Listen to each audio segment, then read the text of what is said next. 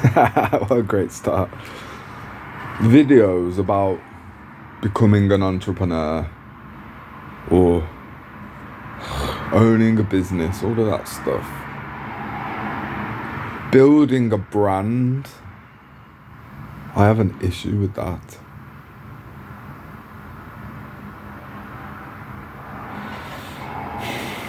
A name, copyright, trademark, ownership.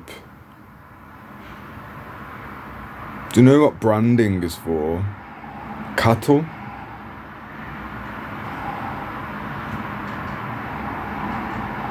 Market value. I'm not having anybody or anything outside of our creator define what I'm worth in this life.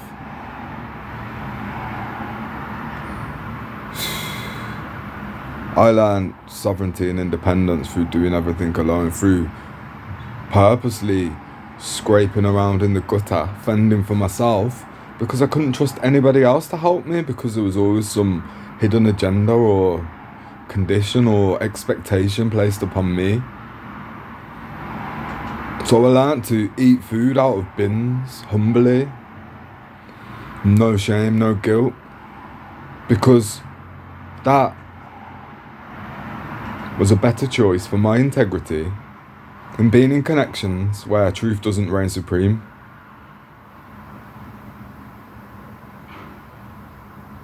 That's the truth of this fucking world, mate.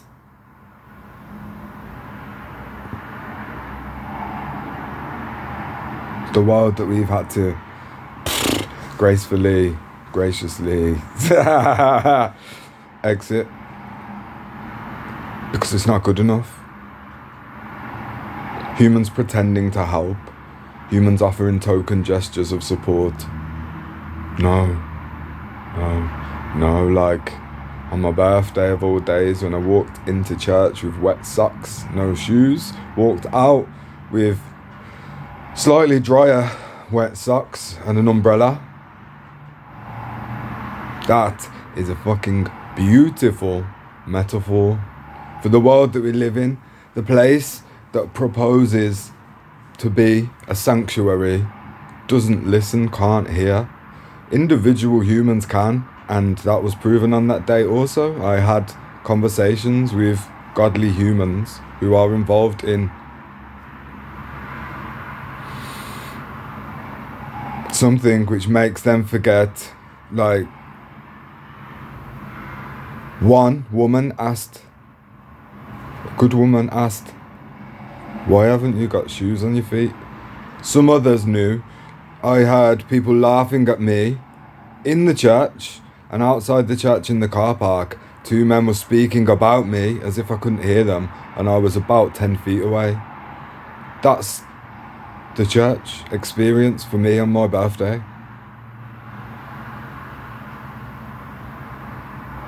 And the reason I had wet socks and no shoes is because I gave my shoes away to a man who had no shoes. And it was my pleasure to do so.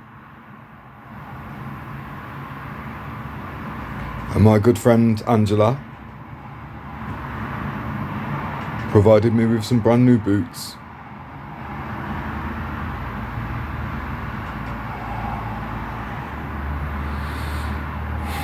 Any organisation that claims to help, unless you know the founder,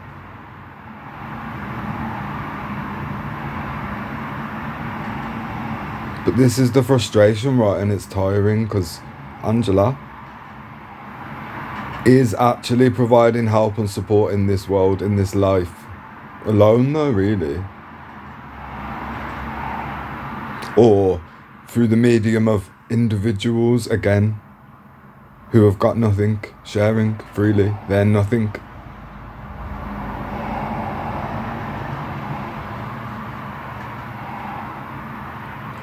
I think it's time to auction off some stained glass windows, guys.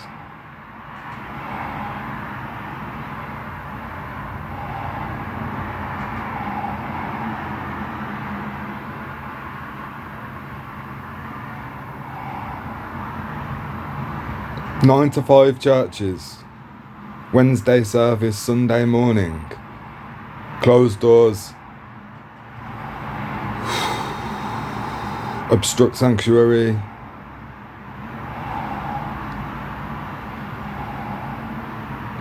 It's okay. Cold people die. Hungry people just stop living. Humans that have got nothing to live for cease to function. Oh, that's alright. It's alright, isn't it? We'll just pass the collection plate around and send off some good wishes.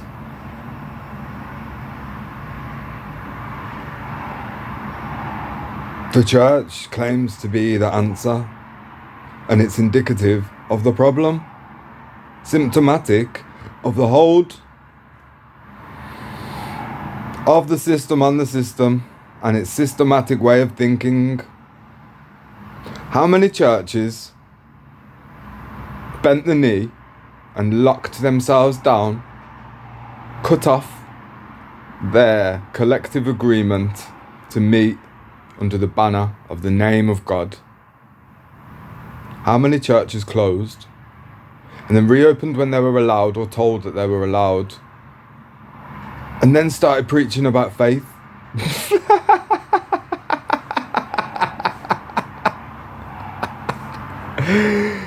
Worship means what you give value to, what you ascribe worth to, what you listen to.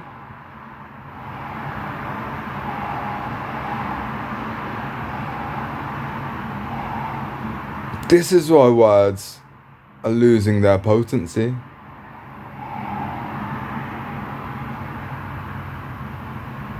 Because like the Bible says, many will come in my name.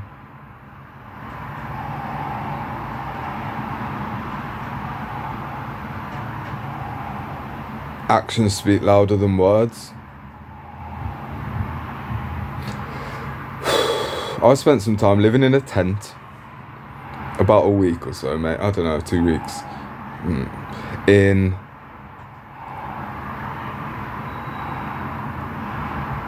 Wellington, in Shropshire, near Telford. I believe it was Wellington. And it was cold, it was winter, but I was okay. But I didn't have money, I couldn't charge my phone, and I was hungry, you know. But the church people thought that they were doing me a favour, leaving me alone and allowing me to be on their land, or they were scared to confront me or anything. But the point is, I needed someone to help me. I needed somebody to ask me if I needed anything.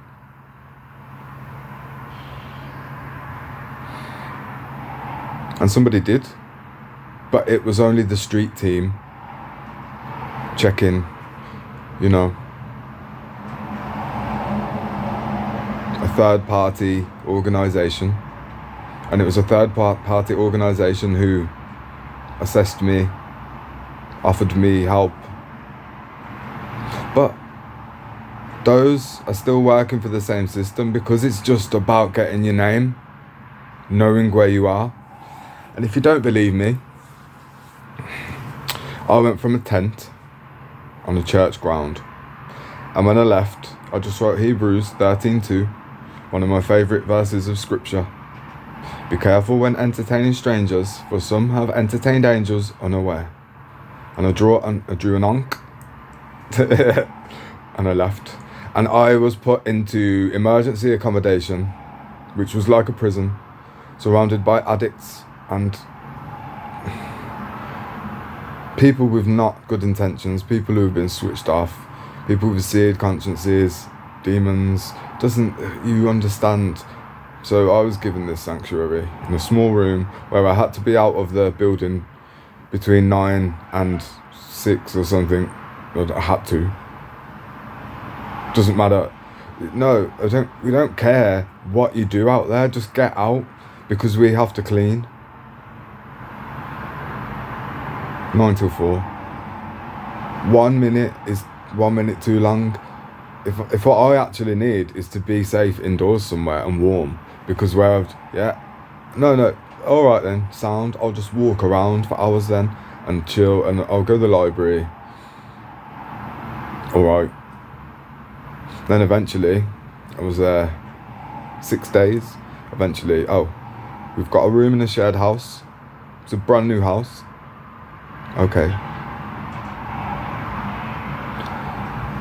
The company who maintains the property is called Man in Place.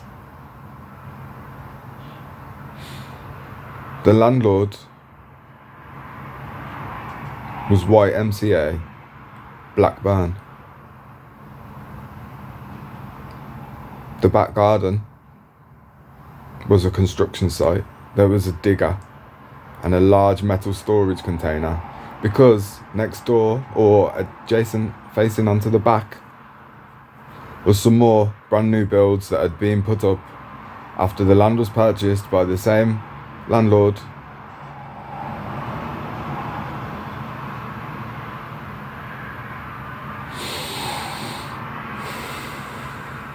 Blackburn Young Men's Christian Association. Landlord. See, some people are stuck. They have arrested development. They're still living in the Old Testament, blood.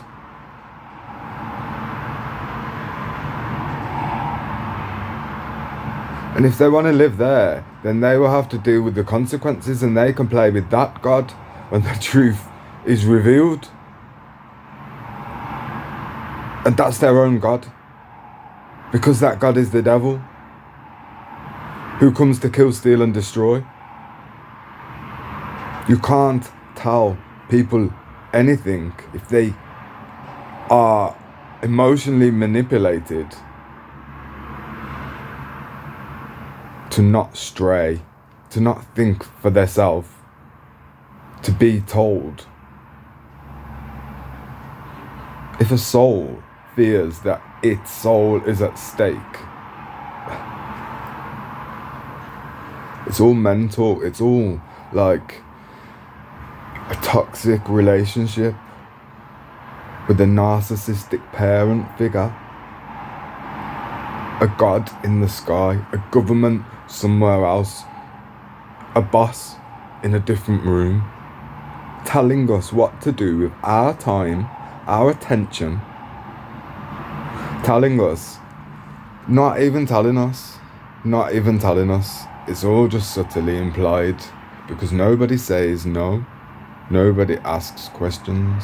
If you stand up in church and ask a question, watch how many people try to cast a demon out of your vessel.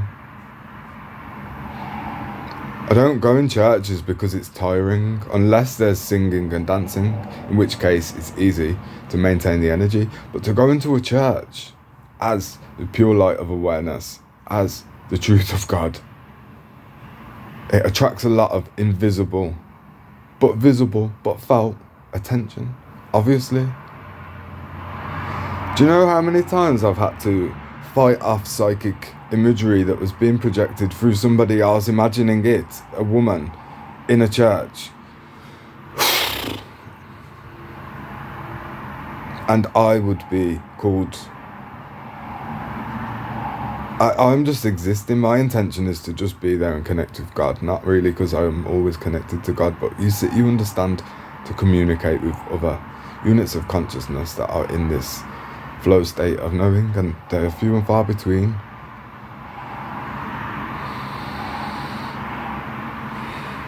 One of the longest deja vus I had was whilst I was sat in a church, in a Pentecostal church in Cornwall. And I got a knowing of what deja vu is then, beyond words, beyond having to grasp and explain it. It's a tale as old as time. God versus resistance.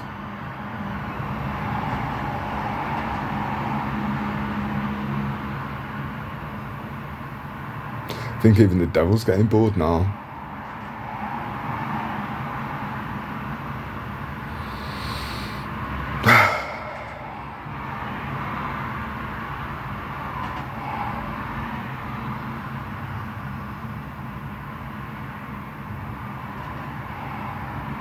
So I'm having to learn how to ask for, to receive wholeheartedly, no barriers, no defenses, support.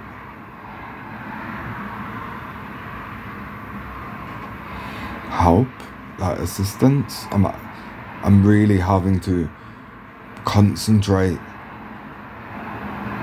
and program myself to allow it without feeling like something's gonna go wrong, without feeling like the hammer's waiting to drop, because I've lived my life like that.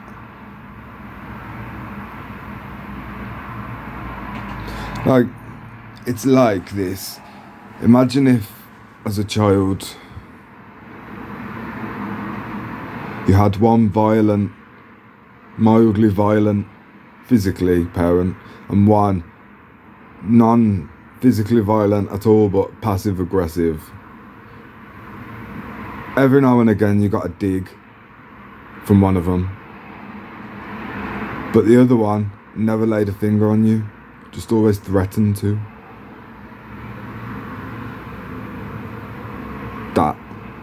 That's how I've lived. You know, as if that God was following me around. Like, a combination of the two. And it's such an inversion of the true goodness of God. The severity and mercy which we exhibit for ourselves, as within so without.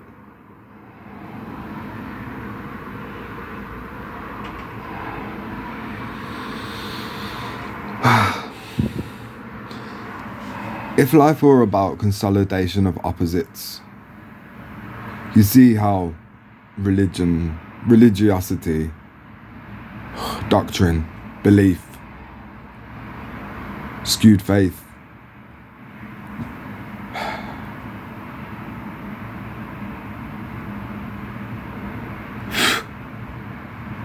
one can only admit what one allows in one's worldview, but there's crucial information missing in all of this, and that is that every single point of consciousness creates its own reality. The confusion is because we've all been joining in each other's reality bubbles, trying to make sense of it, not having deconstructed or reverse engineered everything that we know or think we know, or questioned why we think we know,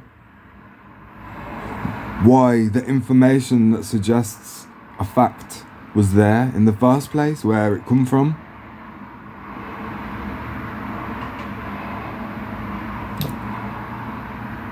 If your life is a culmination of other people telling you what is, then you're just living somebody else's fantasy without realizing.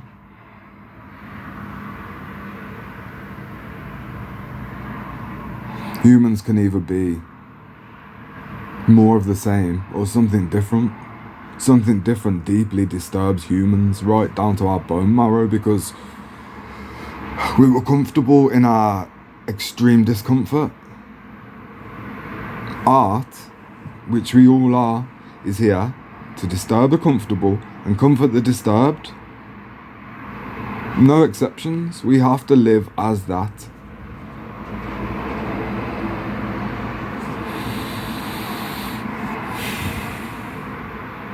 Come what may, regardless of other people's realities and whatever timelines they're going to conspire to gather in and amongst, eventually, it just doesn't even matter. Not eventually. I'm not doing anything in this life on the basis that everything's going to get better for everybody. What even is that? I need to know that I'm making a difference in this life by being different, being heaven on earth, being the change that I wish to see in this world. Because if I expect anything to change but I'm not prepared to lift a finger, then I'm a hypocrite and I'm selfish. And that is far from the truth of who we are. So a meeting in the middle, that's where the meeting happens. That's where the meetings will always be. The door is always open and the light's always on in the meeting room. People who live from the centre are already there. People who have been teased to either extreme of a scale of polarity. You can move in love and gradually edge closer, or stay in fear and be frozen. The righteous fire of God's love, the truth of God, of source, melts everything, all resistance, any ice. It could be no other way. The limitation of physical life on earth is only a suggestion. It's just another thing that we all somehow agreed to without realizing.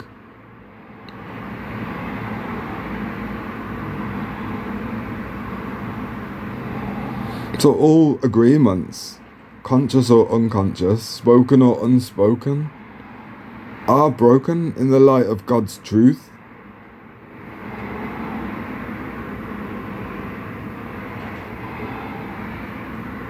We don't need contracts, we don't need agreements. We come together in agreement. No exceptions.